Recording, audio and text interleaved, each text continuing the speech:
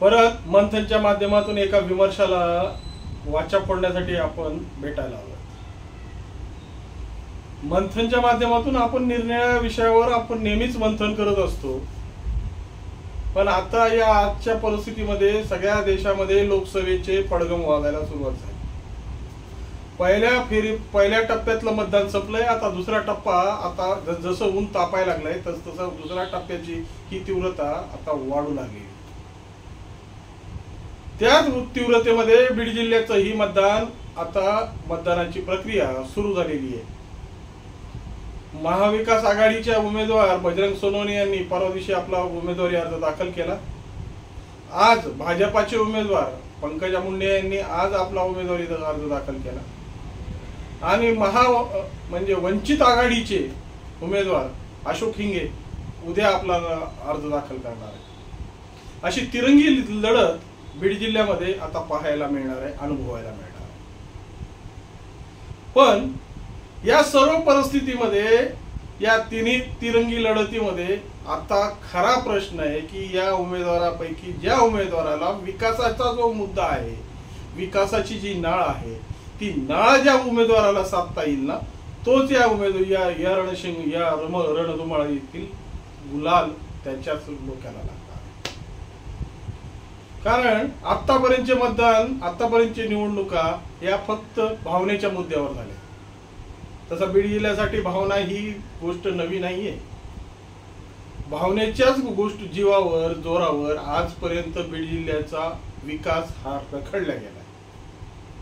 कारण जितके मातब्बर नेते, जितकी मूळ सूत्र विचारसरणी या जिल्ह्याच्या मातीत रुजली ना, ती रुजल्यानंतर त्या विचारसरणीला फक्त भावनेच्या पोटीच आपली तिलांजली देण्याची वेळ आली।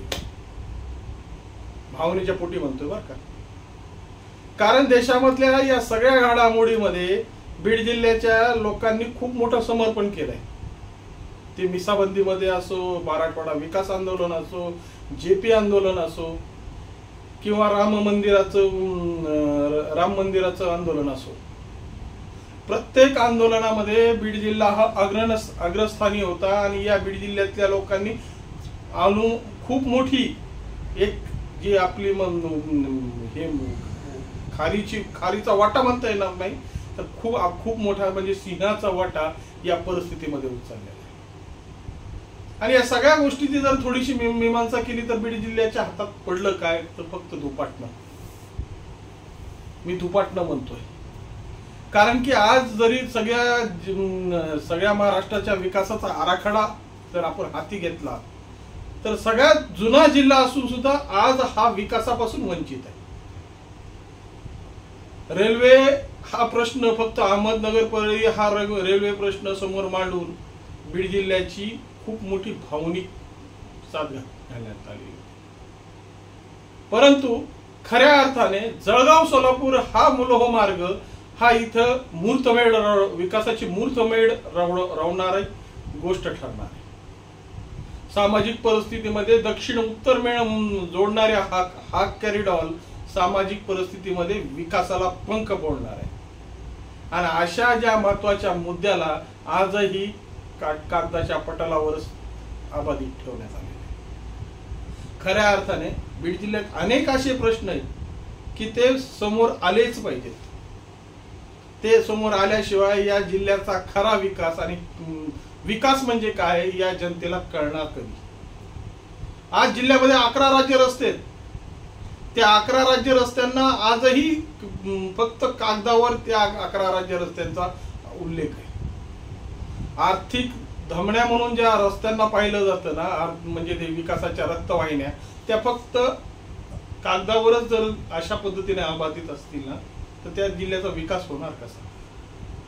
2 राष्ट्रीय मार्ग आहेत, त्याच्यापैकी एकच धावतोय धुळे सोलापूर, दुसरा निर्मल हायवे आजही अर्धवट कामाने फक्त त्याच्यावर पाथर्डीच्या तिथं कुठतरी टोल चालू आहे, बाकीच्या ठिकाणी आजही तो रोड अपूर्ण आणि अदुरुस्त अवस्थेत आहे। अशा अनेक प्रश्नांना बीड जिल्ह्याला अजूनही समजून घ्यायचंय, कारण की आता आपण सुवर्ण महोत्सवी वर्ष संपवलं, आता अमृत महोत्सवी वर्ष आपण साजरा करणार आहे स्वातंत्र्याचे, पण आजही जिल्ह्याला फक्त आपल्या भौतिक प्रश्नांनाच सोडवण्यात अजून बीड जिल्ह्यातल्या लोकांना अजून भौतिक प्रश्न सुटलेले नाही. आज बीड जिल्ह्यासमोर ऊसतोड कामगार हा विषय हा यक्ष प्रश्नासारखा डोक्यावर उभा आहे. ऊसतोड कामगाराचा प्रश्न हा फक्त सिंचनाच्या सोयी उपलब्ध नाहीत या कारणामुळे हा प्रश्न समोर भस्मासुरासारखा समोर उभा आहे. आज जर सिंचनाच्या जर सोयी या जिल्ह्यातल्या शेतकऱ्यांसाठी झाल्या तर कमीत कमी बीड जिल्ह्यातील लाखो जे मायग्रेन लेबर आहेत म्हणजे स्थलांतरित मजूर आहेत ते या जिल्ह्यात स्थिर स्थावर होतील. त्यांच्या हाताला जो काम लागेल त्यांच्या माध्यमातून जी काही विकास गंगा तयार होईल त्याच्यावर जिल्ह्याची अर्थव्यवस्था चांगल्या पद्धतीने फुलणार आहे. दुसरा पुढचा विषय आहे तो शैक्षणिक विकासाचा. आज जिल्ह्यामध्ये पाहिजे त्या पद्धतीने तंत्रज्ञान किंवा आधुनिक तंत्रज्ञानाच्या महाविद्यालयाला अजूनही वाचा फुटलेली नाही. अंबाजोगाई हे एकमात्र तंत्र महाविद्यालय तिथं जिवंत आहे. बाकीच्या ठिकाणी फक्त डिप्लोमा, तेही बीडला डिप्लोमा होल्डर कॉलेज एवढ्यावर बीड जिल्ह्याच्या सर्व जनतेचं समाधान.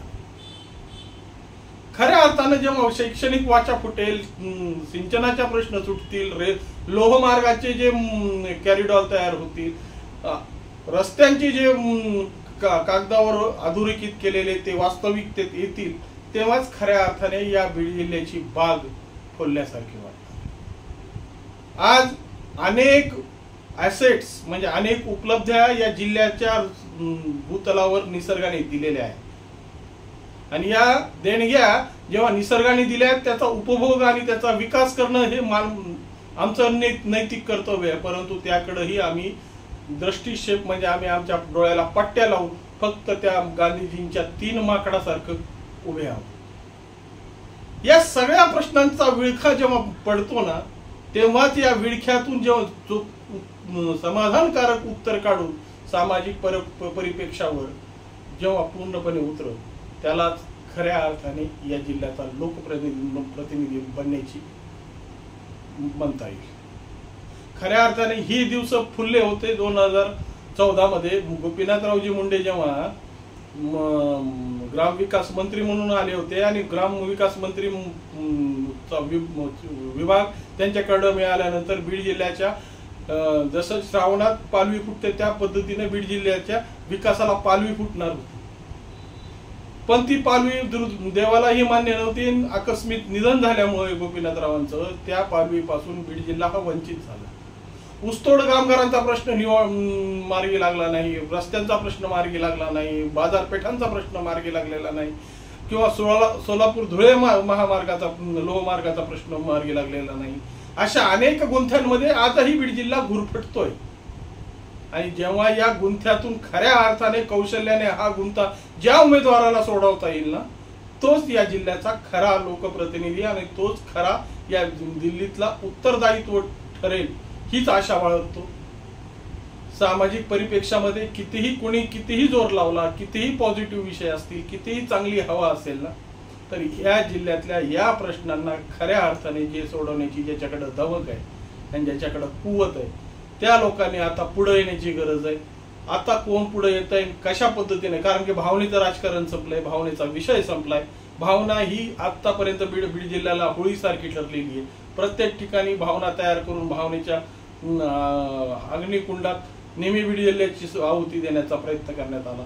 पण आता खऱ्या अर्थाने सामाजिक परिप्रेक्षावर या सर्व प्रश्नांना ज्या उमेदवाराला जाणता येईल, या उमेदवाराची विकास आराखड्याच्या संदर्भात त्याच्या डोक्यात काही दृष्टिक्षेप असतील, दूरदृष्टी असेल, त्या उमेदवारालाच खरं पाहिलं तर जनतेने येणाऱ्या काळात संधी दिली पाहिजे. आणि या खऱ्या अर्थाने जर तुम्ही विकासाला तुम्हाला संधी देता येत नसेल ना तर आपला लोकप्रतिनिधी निवडून काय उपयोग आहे. फक्त भावनिक गोष्टीवर तुम्ही जाऊ नका. भावनिकतेने आजपर्यंत कोणतेही प्रश्न सुटलेले नाही. जोपर्यंत भावना आहे तोपर्यंत त्याचं वातावरण असतं. 4 दिवसानंतर भावना संपते आणि आहे त्या परिस्थितीत, आहे त्या दलदलीत आम्हाला आपलं जीवन व्यापन करावं लागतं. मग या सगळ्या प्रश्नांची उत्तरं ज्याकडे तुम्ही विचारण्याची तुमच्याकडे धमक आहे ना, आज या व्हिडिओच्या माध्यमातून मी विचारतोय. तुमच्या गावात आल्यानंतर तुम्ही विचारा आणि या प्रश्नाचं समाधानकारकपणे जे उत्तर देता येईल ज्या उमेदवाराला, पक्षपात करू नका, भेदभाव करू नका, कुणाच्या गाड्या अडवू नका.